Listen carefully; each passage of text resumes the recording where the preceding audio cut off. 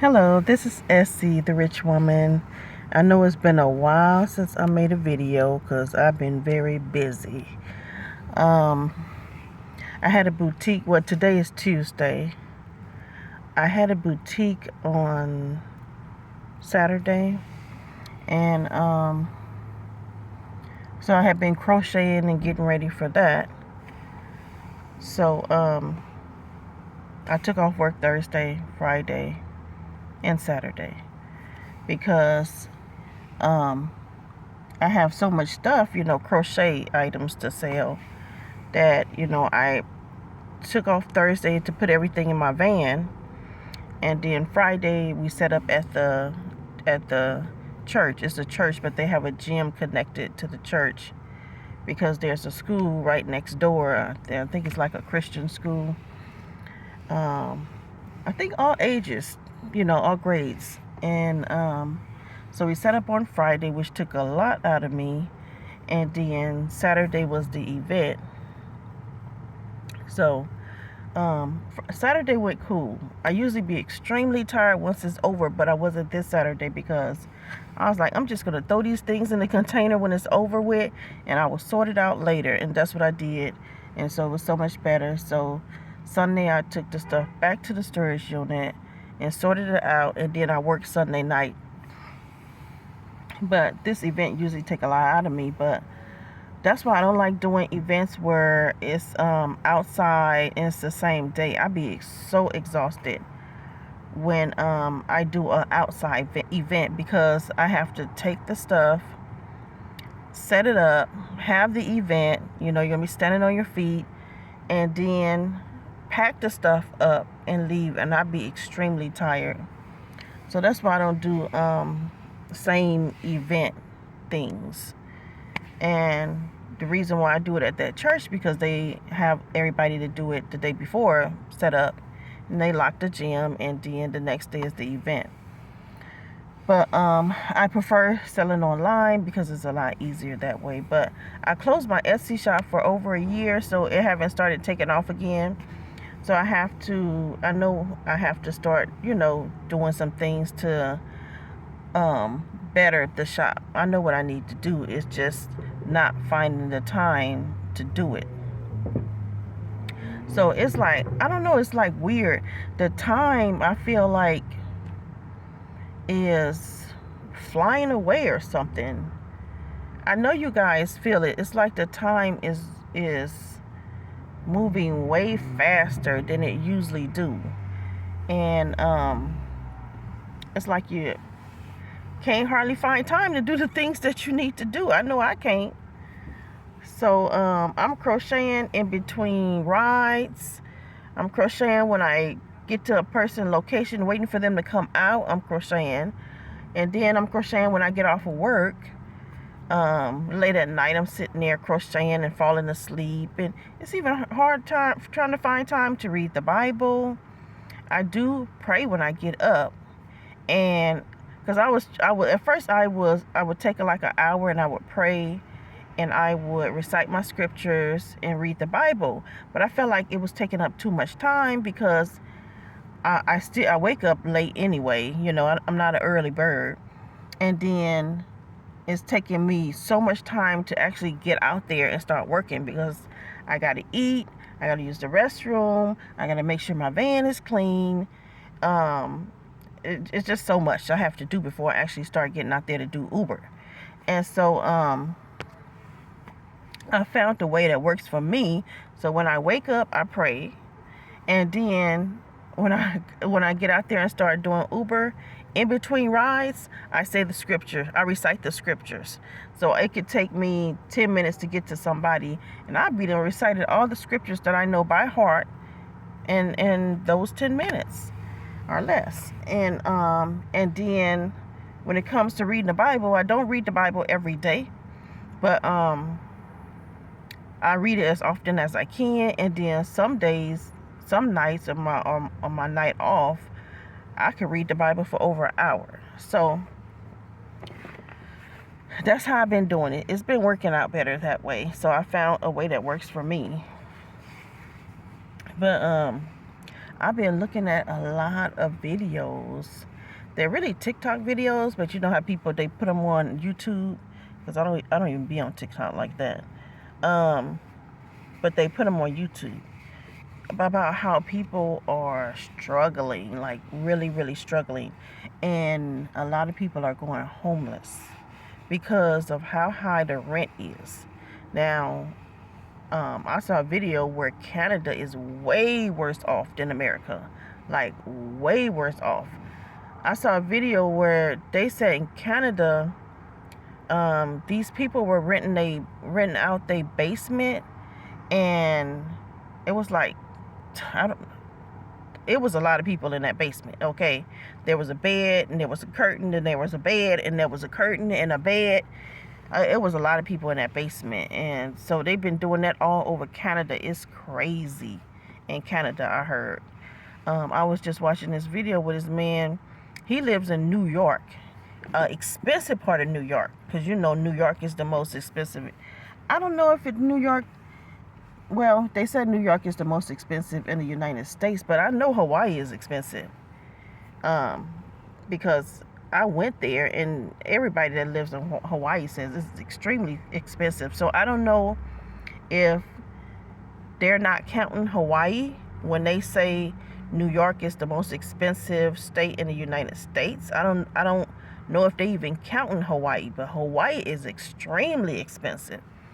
But this man, he lives in a very expensive part of New York, and so he said he's not surprised by any price that comes his way. He's just not surprised.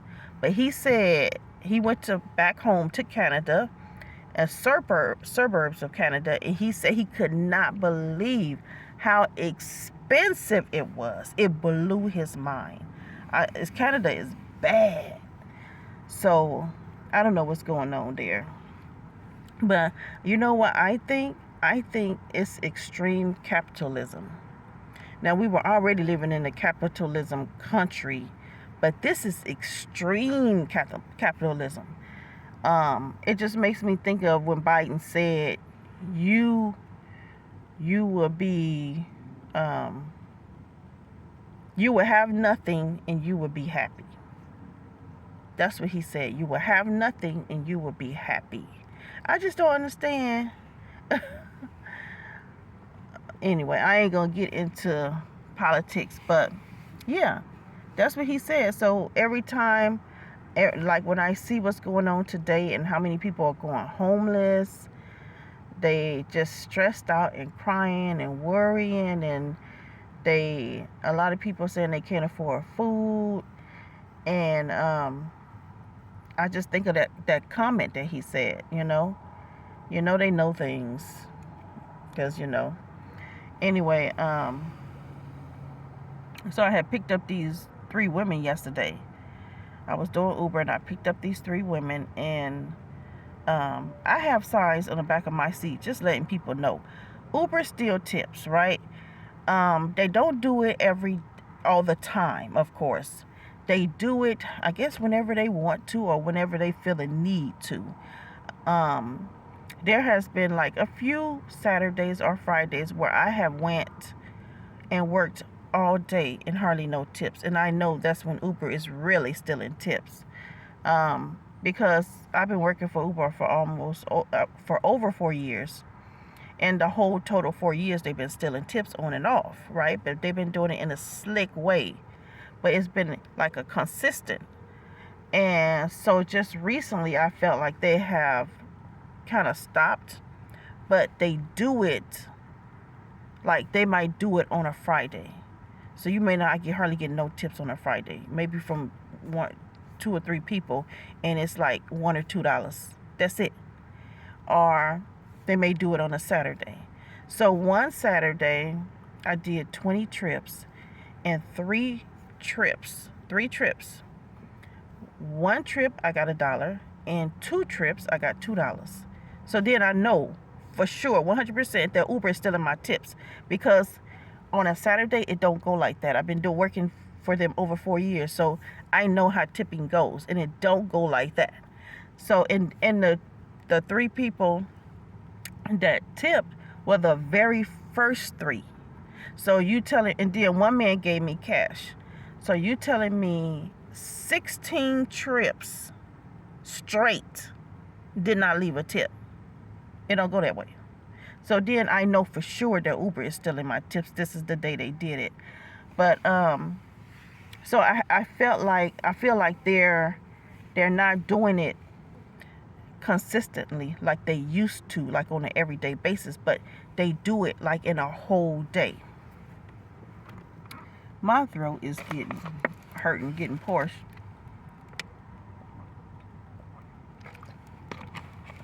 Yeah, so they do it.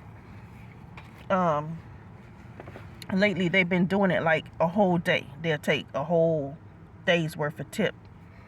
So when they did that, the last time they did that on a Saturday, I was pissed because Saturday is one of the days that you're going to make the most amount of money during the whole week, Friday and Saturday. And they did that on a Saturday, so I was so pissed. And that's when I decided I'm going to make signs and I'm going to put them on the back of my seat and letting people know that sometimes Uber steals tips.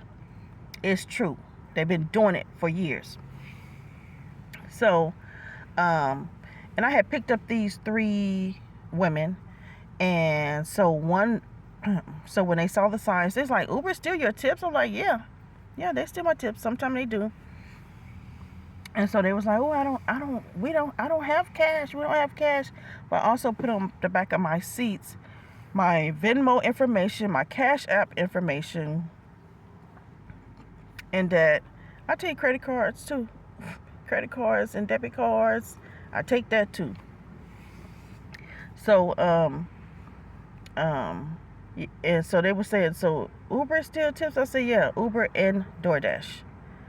And so one of the ladies said, "Oh, she kind of acted like she was mad at the DoorDash drivers because she has a restaurant." And she was like, "I have an issue with the DoorDash drivers. They're taking the food. They're not delivering the food." So she didn't really want to talk about DoorDash. But I didn't bring it up. But a lot of customers steal the food. When you deliver it to them, they'll call in and say they didn't get it. Like, DoorDash drivers are not out here stealing food like that. And there are some of them that will do it. But they're not out here constantly stealing food. That is most of it is the customers lying, saying that they didn't get the food when they got the food. And you're going to have way more and more of that since this have gotten so hard and food is so expensive and people can barely pay rent. So you're going to have more and more people calling in saying that they didn't get the food when they actually got the food. People don't care about throwing other people under the bus. See how hard it is now? And people will lie on a DoorDash driver and say that they did not get their food and don't even care if that DoorDash driver gets deactivated. And so I didn't say nothing to her, but I know the real deal. Customers would do that in a heartbeat. I mean, you can go on social media and see where DoorDash drivers have confronted a customer and saying, "I just handed you your food. I just delivered your food. Why did you call in and say you didn't get it?" And they just trying to blow them off. So it's crazy out here the way things are going, and it just making me see that, because I had a dream that the city that I'm staying in right now went down, like so far down that it was unrecognizable. And when I think of a city going down, I think of lack of money. What would make this city go down to it would be unrecognizable? Lack of money. Everybody's struggling. Yeah, it was bad. And so when you think about the people struggling, people losing their jobs, I heard a lot of people lost their jobs. I heard people were looking and can't find a job. And so when you think about that, I mean, the way these cities are surviving is off of taxes. So if less people working, then there's going to be less taxes. you know. So it's just going to trickle down. When the people struggle, businesses are going to struggle too. Yeah. So, it's just been hard to find the time to do anything really. One day, I think it was about 2 weeks ago, I went to my mother's house because I be up all time of the morning, sometime to morning light, to the morning light start. Then I get in my car and go to sleep. So I needed to do laundry so bad because it was really hard for me to find the time to do laundry, and laundry was piling up. I had so much laundry to do.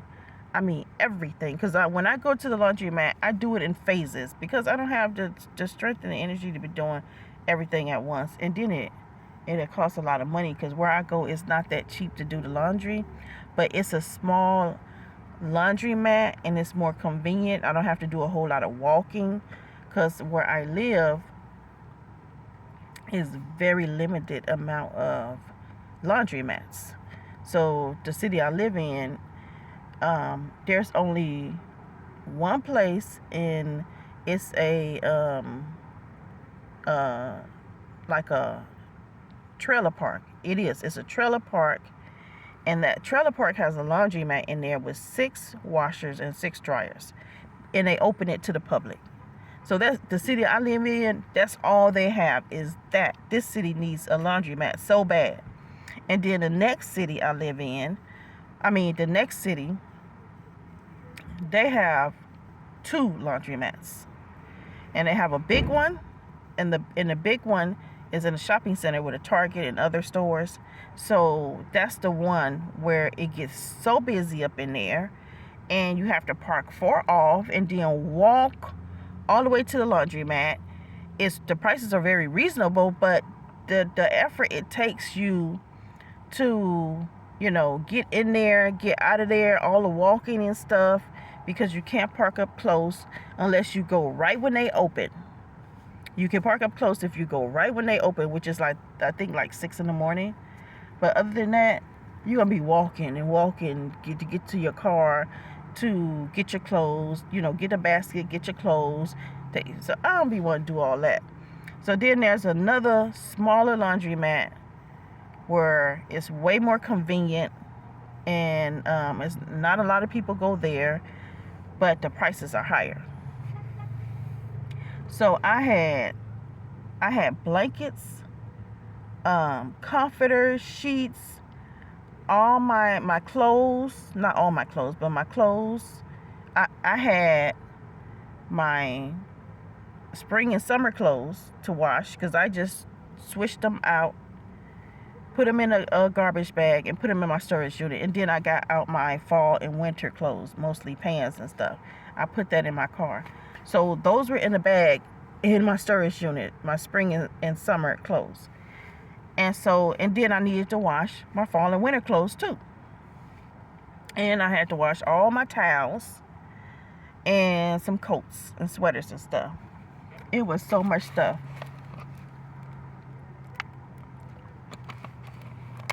So I got to the point where I was like, I need to do this laundry. I really need to do the laundry. So I'm trying to think. I'm going to have to go to a 24-hour laundromat. And there is a city that's, when I looked it up on the internet, I think it's about 20 some minutes from me on the freeway going south. But I wanted to go to my mother's house. I was like, you know what? I'll go to my mother's house because she was telling me that they have a 24-hour laundromat in her city. She was telling me they had a couple there. So I said, well, I'll just go to her house. I need to get an oil change. And so I just, I went to my mother's house. I think I got there like 4 in the morning. So I stopped by her house to use the restroom, to use the bathroom, and then I went to the 24-hour laundromat in her city. And so I did. I washed everything there, and I liked the laundromat because they had these big washers. I put all my blankets, all my I put my comforter, my sheets, my house coat, all my bed stuff went into that washing machine, which was $9.50. And I washed everything in that one washing machine. Then I went to one that was a little smaller, and I put all my clothes, my summer clothes and my fall clothes in that washing machine. Then I went to a smaller one and I put all my towels. So I washed everything in 3 washing machines. And I think it cost me maybe like $25, because I know I put a 20 in there and I used for change, and I used that up, and then I put another 20 in there, and I didn't even use half of that 20. So I think it was like $25 it took me to wash and dry everything. And if I had went to the laundromat where I live, I probably would have paid $40. Yeah. So and so once I finished washing all my clothes, I went to my mother's house and we went and got some fish, some fried fish. And because every time I go to her house, it's this fried fish place there in LA, and oh, it's so good. It's so good. So my mother, she likes her fish kind of fried a little hard, and I don't. So my mother went before me and she asked for her fish fried like that, and I don't like my fish like that. So I told him, I said, don't fry my fish like that, just fry it regular. But he put us on the same receipt, so guess what, they fried my fish like that. And I was like, I told him. So I went in there and I let him know. Why is it that when you go into a restaurant or a fast food place and you say, look, I didn't ask for my food like this or whatever, they look dumb. They look like, oh, nothing's wrong, or I don't know what you're talking about. Anyway, that's how he looked.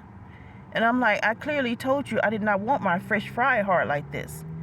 So anyway, I told my mother, I said, next time, because this is not the first time this has happened at other fish places, where she'll be in front of me and she said, I want my fish fried hard, and just because I'm with her, they do my fish like that, but I'm paying separate. So I told my mother, the next time we come to this fish place, you sit in this van, I'm gonna go in and order my fish, and then when I come out, you go in to keep them from frying my fish hard. So she says, well, why can't I go first?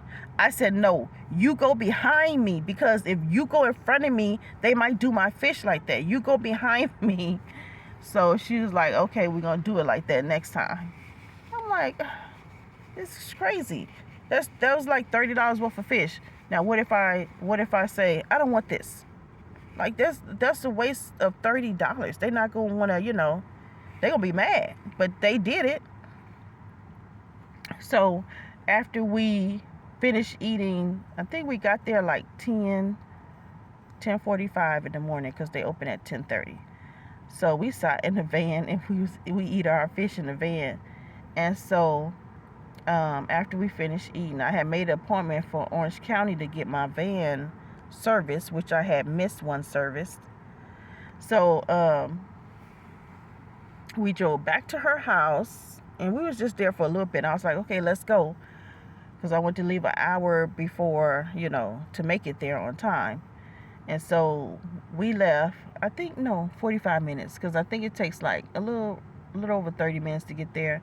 So we left at about 45 minutes to give us time to get there, and we got there right on time. And so that took a while, because it was right before Christmas. It was the Tuesday before Thanksgiving. And so it was so many people bringing in their cars, because they were going to get travel for Thanksgiving, and I didn't think about that. So I had to wait longer for my van to get service, which I usually don't. But because it was before Thanksgiving, and I guess a lot of people was going to be traveling, they wanted to make sure their car was up to par. So after I left there, I went back to my mother's house, and I stayed there till like 1 something in the morning. But I was up for over 24 hours and didn't take my high blood pressure pill 2 days. And I felt like I felt like I was going to die. I felt like I was going to die. I was like, oh my goodness. So I had to take my high blood pressure medicine. I had to get some sleep. And it took a minute for me to start feeling better. Because I'm like, I'm at the age now, like, I can't push myself, you know. I'm not young anymore. I can't push myself. That it could be very harmful for me to push myself. Oh shoot, it's almost time for this video to end.